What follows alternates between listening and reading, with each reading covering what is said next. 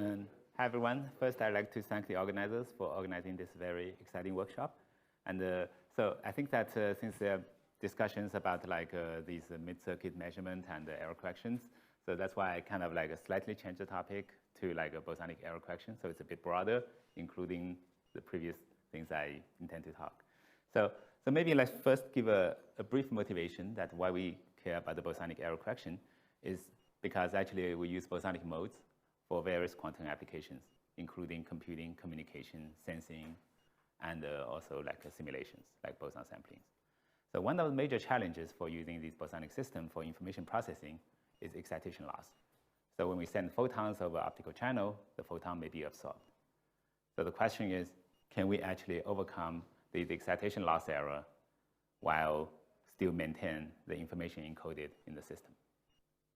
Okay, so before we actually get to the error correction, one of the first major challenge we actually need to overcome is actually there was a no-go theorem say that if you only have displacement or squeezing of photons, you will not be able to correct photon loss error because those are Gaussian operations and they cannot correct loss error.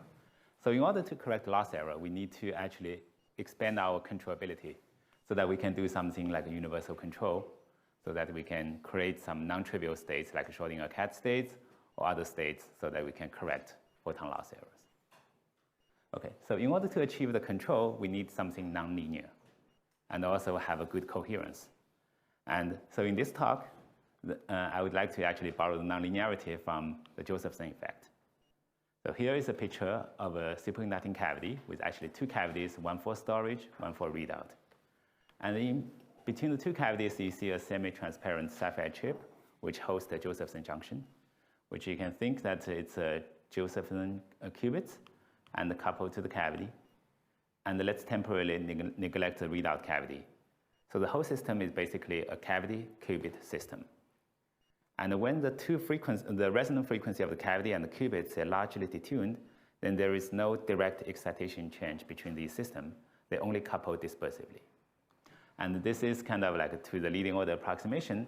Basically, you have cavity modes, qubit modes, and there is a dispersive coupling between the cavity and the qubits.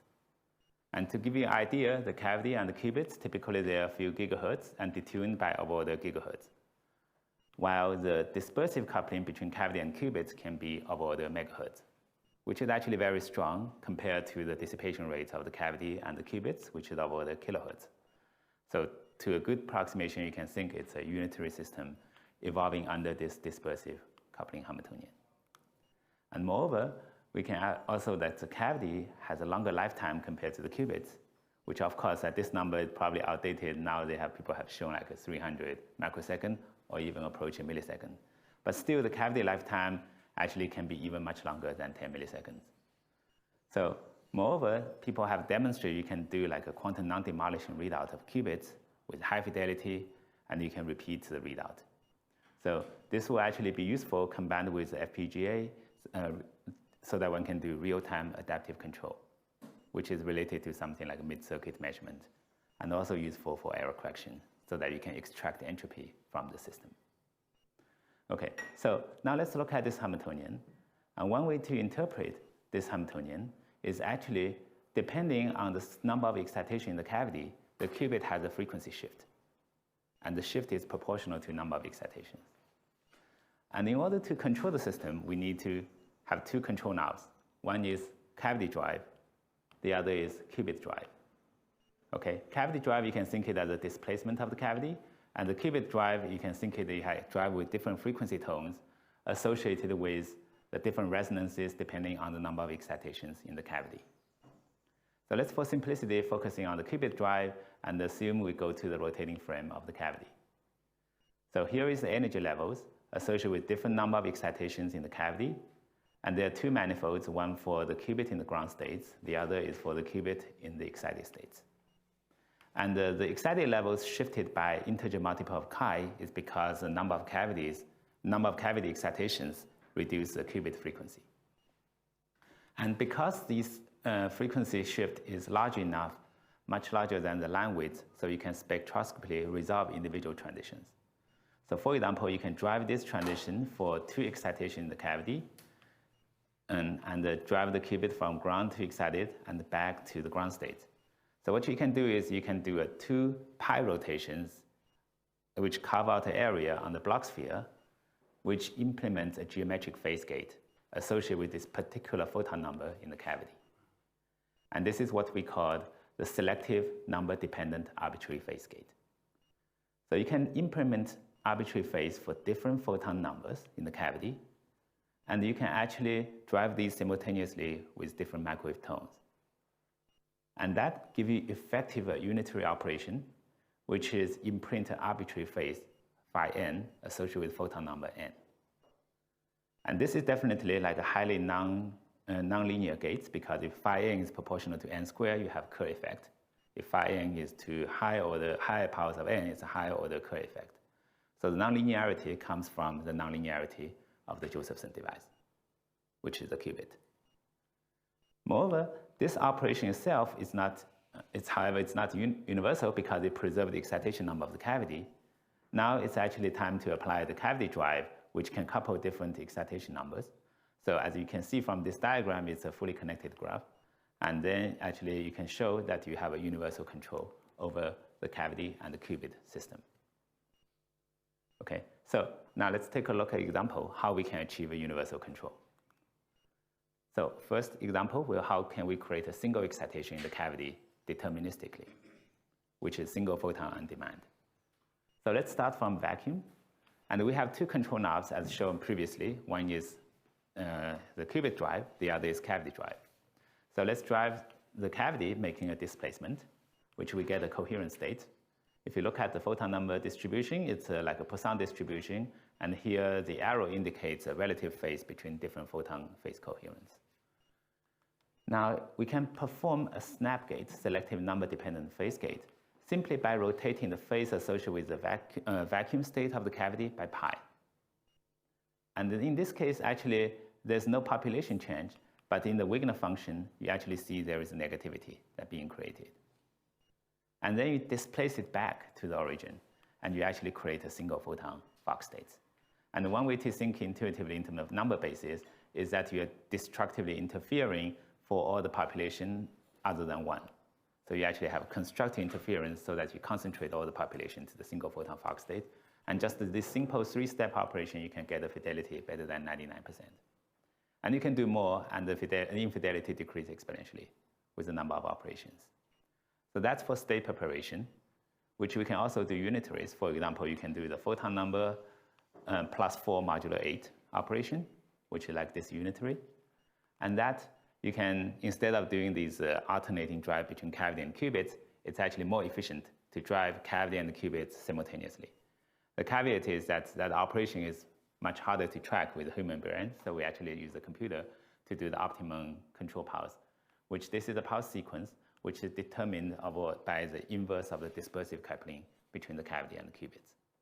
So with 1 microsecond, you can actually create this unitary. If we start from the vacuum state, you actually prepare this 4-photon state, which you can count the number of rings, which is 4 rings, indicating it's a 4-photon Fock state. Yes, this is experimental data, and I think that's a smoothed curve, or I forgot. Maybe I think that's a simulation with imperfections. Yeah. Yeah. So moreover, unitary is not the most general operation you can do. But actually, the most general quantum process is called the complete positive trace preserving map, CPTP map.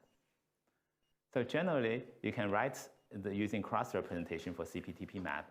It's basically a density matrix coming in. The output is a mixture of different paths associated with different operations acting on the density matrix. Here, in general, you will have n different paths, and n is upper bounded by the dimension of a system squared. And for n equal to 1, it corresponds to a unitary operation.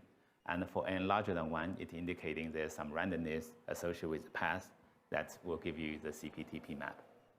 So generally, in order to implement a CPTP map for d-level system, you actually need a d-square level ancilla combined with the unitary over d cubed by d cubed. And trace out the ancilla, you get the CPTP map. And this is the standard procedure from Nielsen Chuang, like the standard textbook for quantum computing. However, this is very inefficient because if you have a 10-level system, you need a 100-level ancilla in order to implement this operation. So the question is, can we actually make it more efficient using a smaller dimensional ancilla so that we can achieve an arbitrary quantum process? And the answer is actually it's possible. And the minimum dimension of non-trivial ancilla is a 2-level ancilla, because 1 level is not a quantum system. It's a trivial system. So it turns out we can just use a 2-level ancilla combined with d-level system. We can implement a CPTP map. The only difference is we need to repeatedly use the ancilla to do measurement and adaptive control. Okay, so here is actually the idea. So suppose we have a system ancilla. We let them couple by a unitary, which is 2D times 2D. You measure the ancilla, you get 1 classical bit of information. Now, you actually condition down this 1 classical bit of information, determine what unitary to apply in the second step. You measure ancilla again, you measure 2 classical bits of information. Then condition on 2 classical bits of information, you determine what to do in the third round, and you repeat the procedure. And the total rounds of iteration is actually scaled logarithmically with the n, where n is the cross rank associated with the CPTP map. So notice that n scales as d squared. When you take a log, it's indicating the iteration or the depth of the circuit only scale logarithmically with the dimension of your system. And this actually concludes the procedure. You can just forget what the intermediate measurements are, and output is exactly the CPTP map. Okay, so now let's actually look at all the ingredients. For these unitaries, we actually have a universal control between the cavity, if we think the rho is a cavity system, and this ancilla is just our transmount. We actually have a universal control between cavity and the transmount.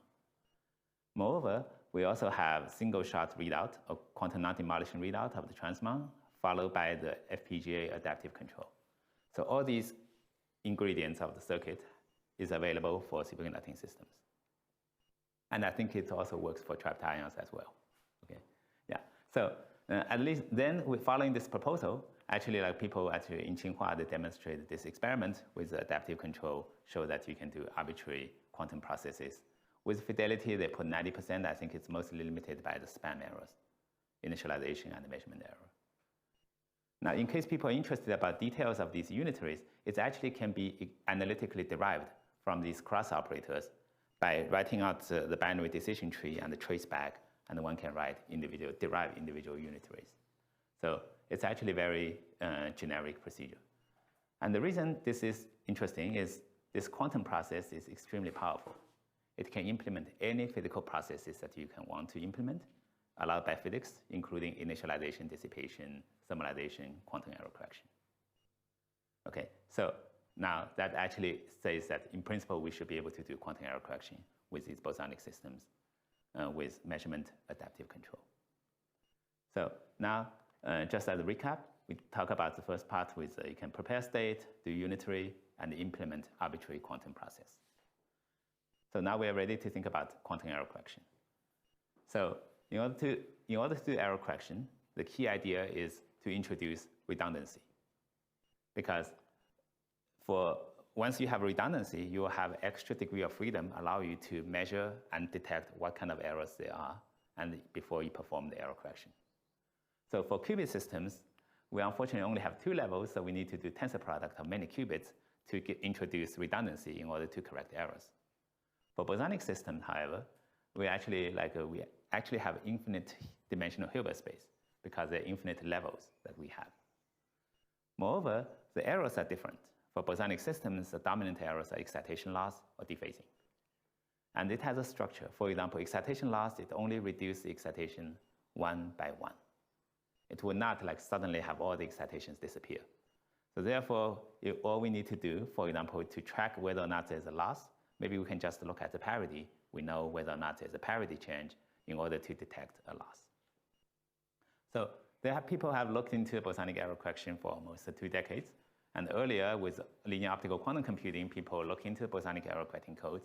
And more recently, with the development of superconducting systems, there are also more development of codes. You can encode in different photon number bases, coherent state superposition, or position momentum quadratures, and hybrid coding. But the code we want to look into is, can we use a single bosonic mode to correct errors? Because we have the redundancy, and maybe we can do it more efficiently. And the idea was actually inspired by what we do. Yes? Why did you hold the same? Sorry? Why did you hold the same? What are these animals? That's the zoo. And actually, this slide was prepared by Victor Albert when he was traveling in Australia giving a talk. So all these animals are from Australia. Yeah. Yeah, but in case you're interested, there's actually this website which includes more updated list of Bosonic and qubit-based error correcting codes. He's now officially the zookeeper for, for quantum error correcting codes. Yeah. Well, he's also working on NIST, which serves the purpose. Yeah.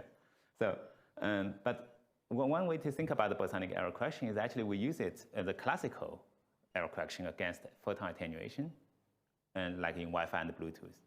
The idea is the following, that suppose we encode the information using the coherent states, and the coherent states is characterized by two real numbers, one amplitude, the other is phase. If there's attenuation, amplitude will decrease, even by amount that we don't know, however, the phase is still preserved. So the key is to encode information in the phase of a coherent state.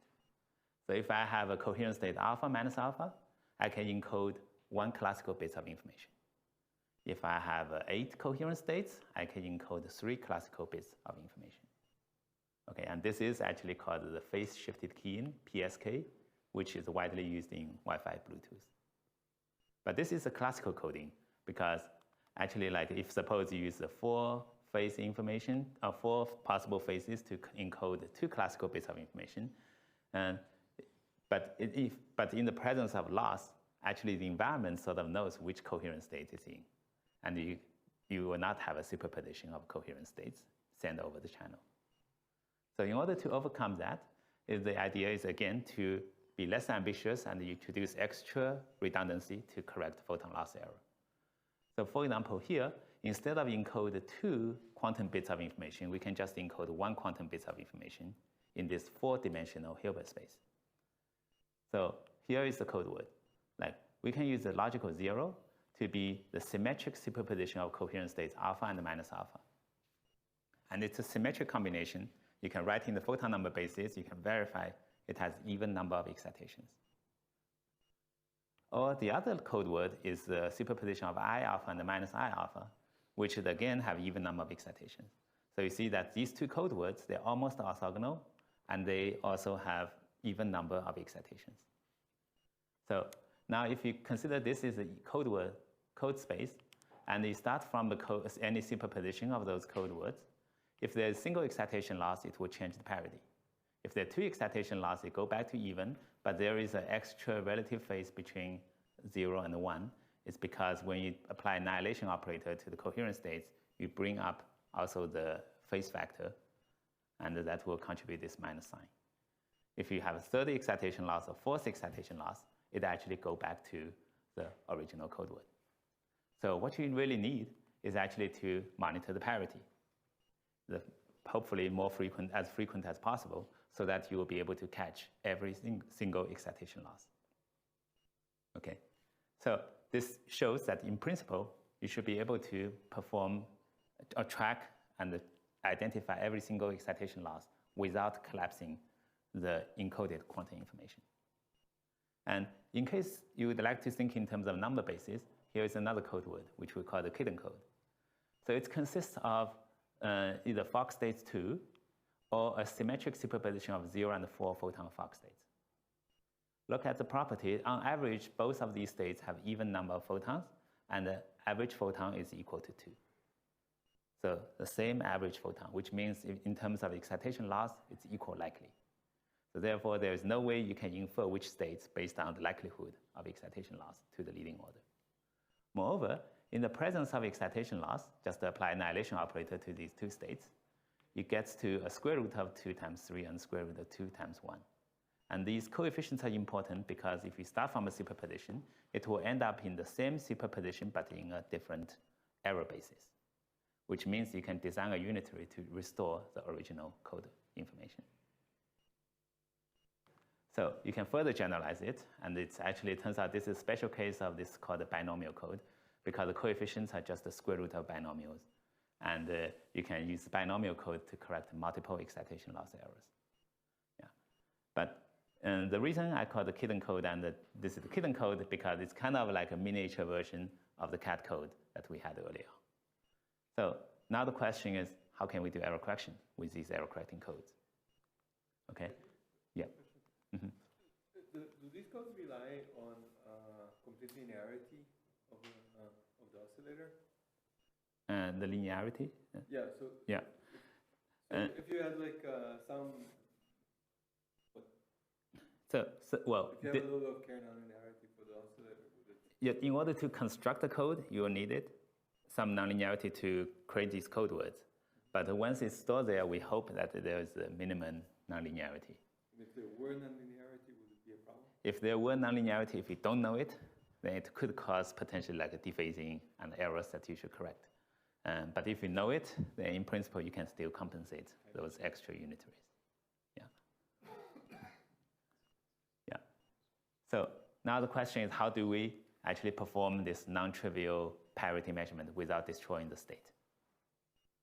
And it turns out, actually, we already have the Hamiltonian to do it, which is dispersive coupling between the cavity and the qubit. So one way to do it is basically what you do like a Ramsey experiment. So you prepare your qubit in a superposition of a G and E state, symmetric superposition. You let your qubit evolve, the system evolve under this Hamiltonian for time pi over chi. So under this evolution, basically, every photon will accumulate a pi phase shift for the excited states of the qubit. So if you have even number of photons, then basically it will implement an identity operation for the qubit. And if you have odd number of photons, it will implement extra phase for the excited states relative to the excited state, to the ground state. So it's a Z operation.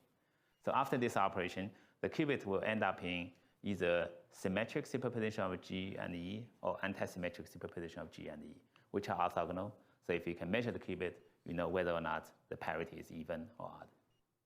And you get exactly one classical bit of information and nothing more.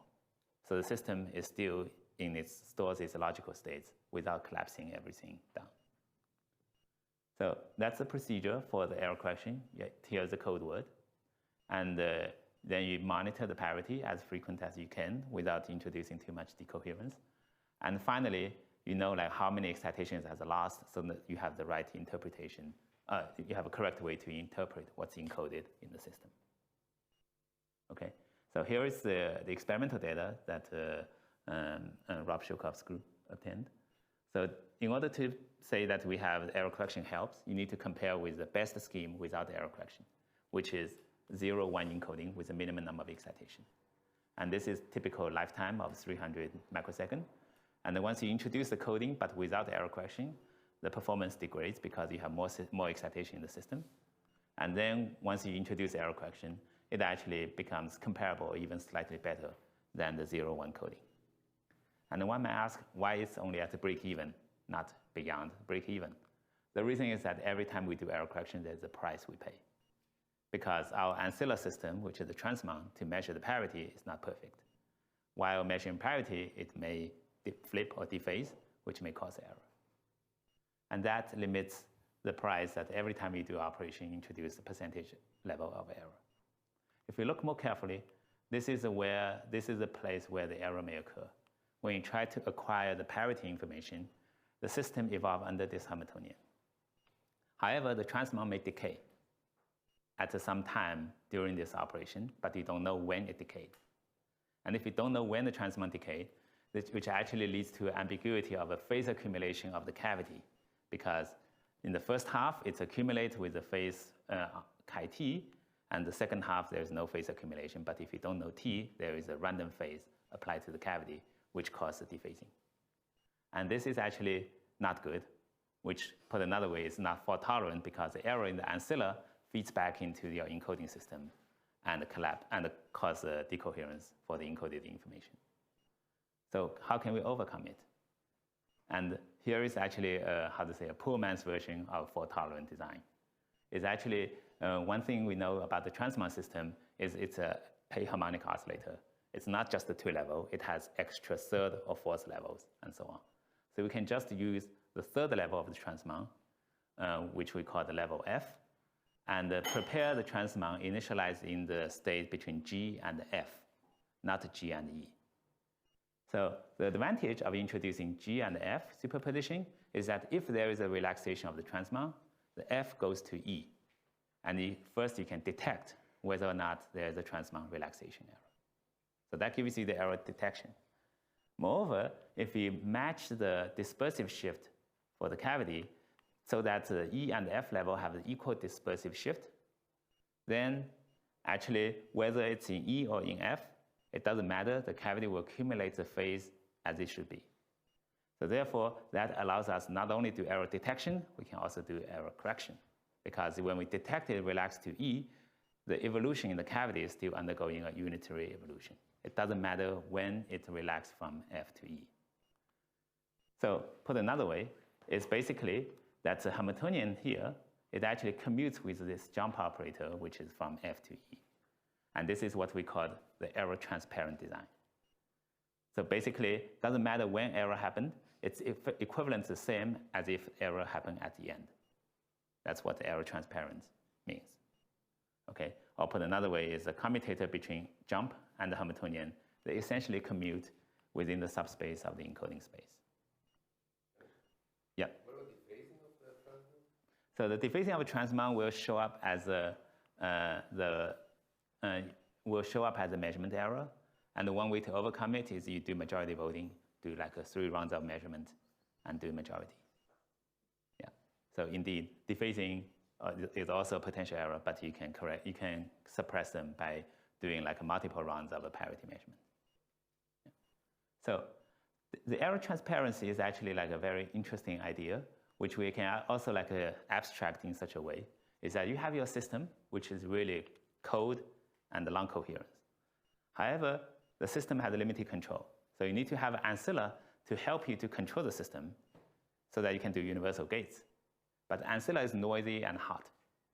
And when you couple the Ancilla with the system, usually we call it a hybrid system, is that the nice property is indeed we get a universal control, have a controllability. But the downside is usually the coherence is limited by your Ancilla, not by the system. So basically you get controllability, but you lose the coherence. So that's actually one of the challenges to the kind of hybrid quantum system is how can we do like gain controllability without limited by the decoherence of the Ancilla. And we think there's a way to actually achieve that is something that you need to be able to do measurement to extract the entropy from the system. Because if the Ancilla keep adding entropy to this hybrid system, then one way to cool the system down is actually you need to measure the Ancilla. But that's not enough. You need to design the Hamiltonian between system and Ancilla in such a way that the evolution will not completely mess up the information stored in the system. And that condition, which we call the path-independent condition, you can intuitively think as the following. So you start from some initial state for the Ancilla, and suppose after the measurements, you find the Ancilla is in state F. And there are many different paths to go from the initial state to the final state for the Ancilla.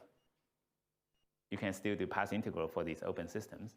It just, what you want to make sure is different paths, they will end up with the same unitary acting on the system, or the same unitary up to overall phase.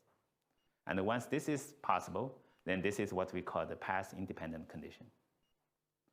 Okay, and the previous error transparent condition is a subset of a path-independent condition. Because essentially, like if error commutes with the evolution, you can basically push this dephasing process to the end, then it gives you the same unitary up to overall phase. But there are more path-independent control schemes. And in case you're curious about what's the underlying mathematical structure, it corresponds to there is isometry between the ordinary matrix algebra on the Ancilla system and this path-independent matrix algebra acting on the hybrid Ancilla and the central system. So any matrix acting on the Ancilla, you can actually, there's a corresponding generalized matrix acting on Ancilla and the system. But you can only map to one. And moreover, acting on the system part should be a unitary. And the unitary, they should form this property called like a product of UAB times UCD is equal to UAD, delta BC. So basically, you need to satisfy those constraints so that you have this path-independent condition.